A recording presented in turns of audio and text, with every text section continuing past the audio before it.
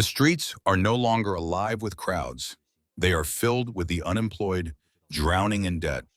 Hospitals are packed with stroke and heart attack patients. What's going on? Do you realize how terrifying this economy has become? I don't even dare to call my friends or relatives anymore. Every conversation is like opening a floodgate of despair. I thought my life was miserable enough, but their stories are worse, more hopeless, more suffocating. The more we talk, the heavier the darkness becomes. Look around.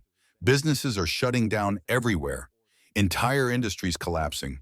Something that sold for 5 yuan just days ago now goes for 3.5. Linyi, once the proud logistics capital of China, has turned into a ghost town. Trucks that once carried fortunes now sit idle, and job seekers like me send out resumes that are never even opened. Savings are gone, and many of us don't even dare to go home for the new year. Migrant workers suffer too. They labor all year, yet when school starts, they can't send a single penny to their children. The police show up, but nothing changes. Big hotels are forced to sell braised meat on the streets. Apartments stand empty as people pack up and leave. Even universities with tens of thousands of students are drowning in billions of yuan in debt, their accounts frozen by courts. Restaurants are empty. Shopping malls echo with silence. Street markets vanish. Houses don't sell, and cars can't find buyers no matter how cheap. From textile mills to plating factories, every boss repeats the same words. This is the worst year for business in decades. Shanghai tells the same story. I spoke to a man unemployed for more than 4 months, unable to find work. Once, people earned 80,000 to 100,000 yuan a month in high-paying industries. Now they beg for 20,000 or even 10,000.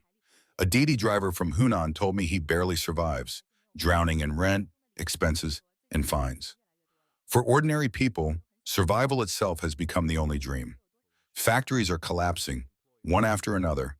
Machines worth millions sit idle, gathering dust. Foreign investors pull out, and Chinese manufacturing is left abandoned. Even fresh graduates with degrees in accounting can't find jobs that pay 3,000 yuan. Families spend hundreds of thousands on education, only to see their children return to selling goods on the street. This is the reality. 9 out of 10 jobs have no future. Nearly 500 million people are lying flat, drifting through life with no hope. Experts warn of unrest, and whispers of rebellion spread through the streets. This is not a slowdown. This is collapse, and it is swallowing an entire generation. And if there really is a future, it's no longer for ordinary people like us. These days, just finding a job that pays on time is already considered a blessing. First, you fight to survive, to keep your rice bowl before even daring to think about change. The e-commerce industry is collapsing, and I'm about to lose my job again. I came in today. Let me show you how miserable things are. Look at this, a giant office, pitch black, not a single person left. Just 2 weeks ago, this place was bustling. Every day, someone helped me set up the live stream, turn on the lights, boot up the computer. Now I do everything myself because the company has gone bankrupt. Everyone else was laid off. Only I remain. This is the reality of China's economy, tragic beyond words. Step outside and the scene is just as grim. At 7:30 p.m., Linyi restaurant is still hawking food at roadside stalls. At 7:32, Pinghengzhou restaurant is doing the same. By 7:35, even Ronghua Hotel has joined in. Its grand halls dark, staff reduced to street vendors. My God, how bad must things be if a hotel is forced to sell food like this? Tourism isn't spared either. Friends in Zhangjiajie tell me the whole scenic area feels like the off-season, even during peak months. Tianmen Mountain, the pride of Zhangjiajie, is practically empty, even with free admission for seniors and children. Over by Jiangze Lake, rows of idle tourist buses sit useless. No matter how hard they try, operators can't make a single yuan. China's economy is sliding into darkness. Entire industries are suffocating. Brick and mortar stores close one after another. Waves of unemployment wash thousands into the streets. Mr. Zhao, a resident of Shenyang, says train station squares in major cities are now filled with young people sleeping rough. Across Beijing, Shanghai, Guangzhou and Shenzhen, videos show graduates huddled under bridges, in parks, at bus stations, desperate, abandoned, invisible. The cries of misery echo across the nation. 3 years of zero COVID lockdowns shattered exports, investment, and consumption. Tens of millions of jobs vanished. Add to that the US-China trade war and the mass exodus of companies abroad, and youth unemployment has exploded. Hello, everyone, one graduate says. I just returned from Hangzhou yesterday. The job market is brutal. Thousands of resumes get sent out, but 80% never get a reply. Most are just marked as read.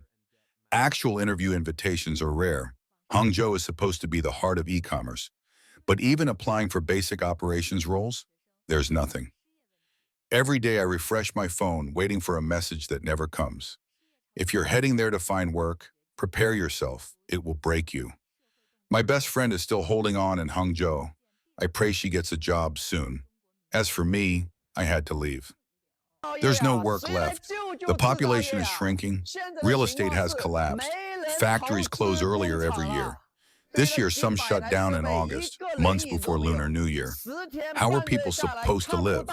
Factories/wages/jobs. One worker now does the job of three.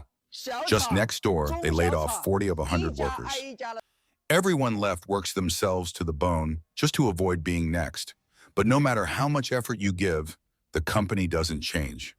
Work is getting harder, and hope is vanishing. In the countryside, farmers suffer the same fate. 6 yuan for 20 jin.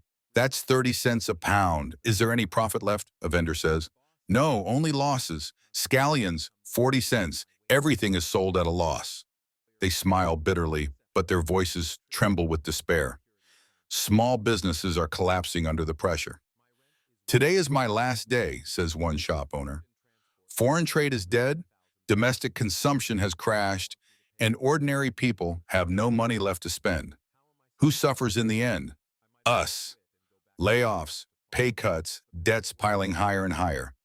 If we can't find a way out, all these factories will eventually close.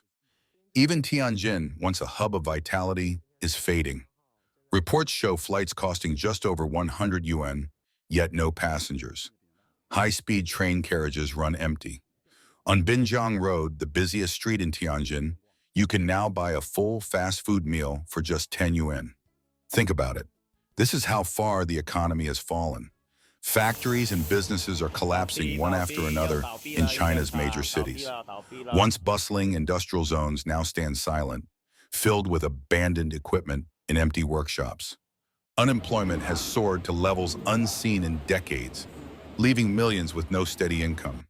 Bankruptcies spread like wildfire, consuming both small shops and once mighty corporations. For countless families, savings are gone, debts are piling up, and there is no relief in sight. The crisis has left people trapped in despair with no path forward. Across the nation, the social fabric is unraveling under economic pressure. Young people graduate into a job market that has nothing to offer, while middle-aged workers are cast aside without severance. The promise of prosperity has turned into a nightmare of survival. Even those still employed fear layoffs and unpaid wages at any moment. With no trust in the government and no safety net to rely on, ordinary citizens are left clinging to hopelessness. In this storm of collapse, the people see no anchor to hold on to. The Chinese Communist Party's misguided policies are driving the economy toward collapse. Financial resources are drying up, and local government debt has reached astronomical levels. The job market is bleak, and ordinary people see no way to survive. Linyi, a high school student, said with grief, "Recently, suicides have been increasing. Every time I read such news, I want to cry. People say life is hard, but how many truly see the real source of suffering? Workers are not even allowed to demand unpaid wages. Rights, freedom, and democracy, these words have even become negative terms in this land. Whenever you mention them, the authorities point fingers abroad, or even at their own people, but never at the real source of suffering, the evil ruling party."